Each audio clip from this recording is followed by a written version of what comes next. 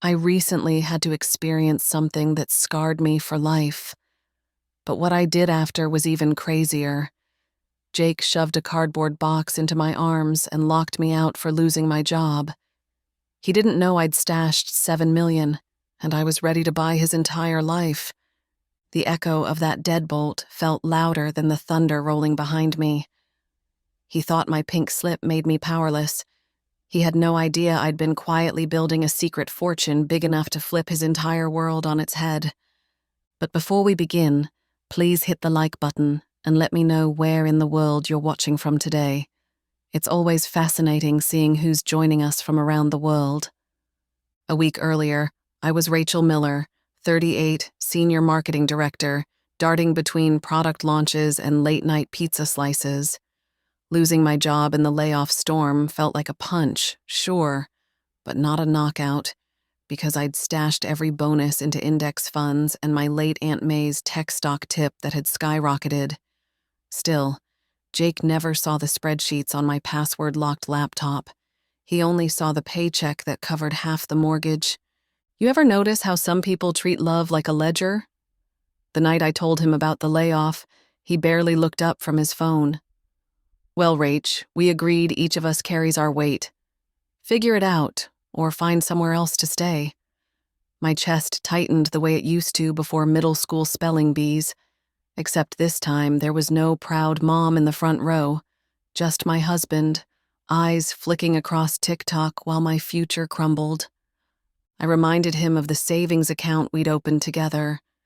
He shrugged. That's for real emergencies. Your pride isn't one. Talking to Jake felt like shouting at a brick wall wearing cologne, and the fury singing up my throat tasted like pennies. 2 days later, I returned from an interview to find my key useless. Everything I owned sat in damp boxes on the porch, except the silver locket Mom gave me. That dangled from the mailbox like a taunt. Drizzle blurred the marker on every carton. Jake leaned out the upstairs window just long enough to call, "Clock's ticking, Rachel." Raindrops mixed with tears I refused to let him see. Remember your own rain-soaked heartbreak? Mine smelled of wet cardboard and betrayal. I loaded my life into the trunk and drove to Olivia's apartment. The hallway smelled of buttered popcorn, and for a second, I flashed back to high school sleepovers where we swore we'd never let a man define us. Olivia pressed hot cocoa into my hands. "Sue him," she hissed. I shook my head. Lawsuits drain time. I preferred precision. Besides, I had an ace, actually 7 million aces. 3 months earlier, Aunt May's attorney had called. The tiny gaming startup she'd backed had gone public, and her shares, left solely to me, were now worth $7.4 million. I set up blind trusts and kept the windfall secret while deciding what dream to chase. Losing my job clarified that dream. Reclaim my dignity with interest. Next morning, coffee aroma filled Olivia's kitchen. The same roast Dad used to buy for beach trips. That scent used to mean summer freedom. Now it meant war. I pulled the mortgage records. Jake was 30 days from refinancing. He needed my signature to lock a lower rate. Without it, the adjustable interest would spike in 45 days. Tick-tock. Sometimes karma just needs a nudge, right? Step 1. Vanish from his radar. Calls from our joint bank went straight to voicemail. Step 2. Quietly purchase the delinquent note on our house. A notarized packet and a wire transfer later, the bank sold the mortgage to the shell company I'd formed.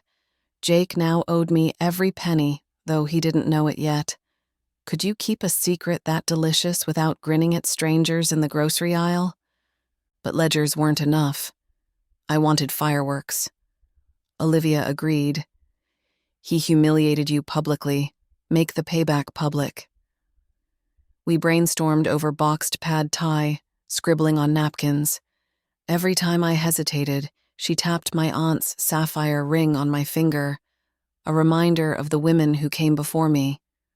I reached out to Clara and Naomi, ex-coworkers also cut in the layoffs.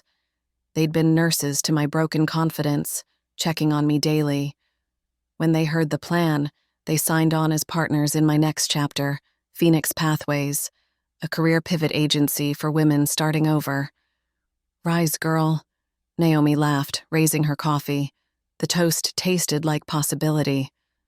3 weeks later, a text pinged. Rachel, can we talk? I miss you. Translation: the refinance failed, and the new $5,200 payment landed like a brick.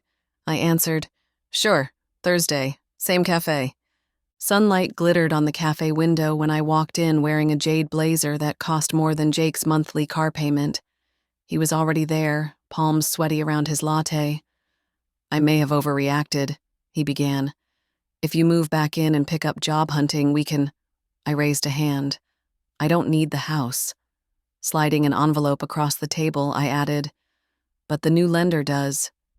You're 60 days behind. His face blanched at the notice of default. On my shell company's letterhead, he stammered, this is a mistake. I leaned in, voice silk over steel. Mistake? Like kicking your wife out with zero notice? Sip of Americano. Here are your options. Pay the full balance plus penalties, vacate in 30 days, or sign the deed to me and walk away with 10 grand for moving costs. Generous, right? I wanted him gone, not homeless.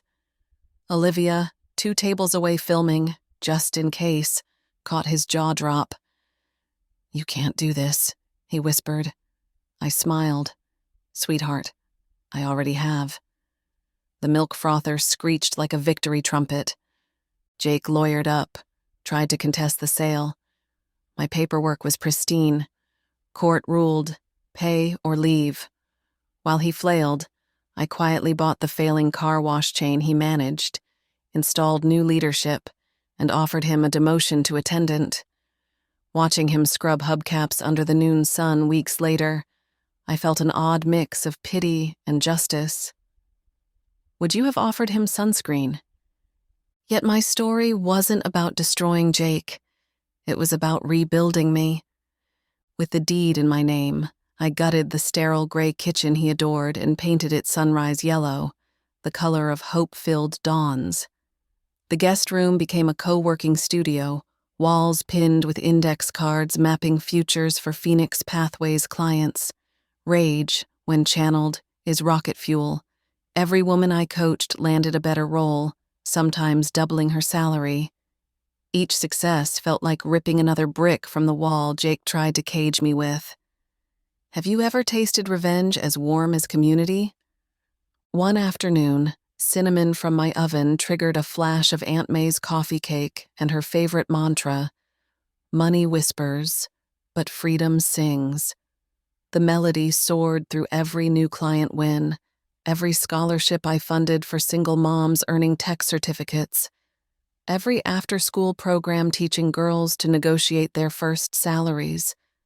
Empowered women empower women. It's contagious. Meanwhile, foreclosure signs dotted Jake's life. He vacated under my timeline, pocketed the 10 grand, and moved into a cramped basement apartment 3 streets away. I sent movers to deliver his favorite recliner, closure, not kindness. Block party weekend arrived, and the neighborhood buzzed about the remodel on Maple Drive. String lights twinkled overhead like affirmations, while Phoenix Pathways graduates swapped business cards on my lawn. Jake showed up to grab mail. He saw the sunrise kitchen through open windows, the laughter, the welcome home banner glittering gold. Shoulders sagged. Rachel, can we talk? He asked, voice raw. I met his gaze. We already did. He opened his mouth, closed it, then walked away beneath tiny bulbs that glinted like 1,000 silent verdicts. That image, his back shrinking while confident women filled the space he once ruled, became my Phoenix symbol. That night, I curled on the porch swing, the one he'd always hated, and let the summer air settle around my new life. I whispered to the stars. I carried my weight, and then some. I believe stories like this find us for a reason. If this one touched you, please subscribe. I share a new one every day, and tomorrow's might be the one your heart's been waiting for.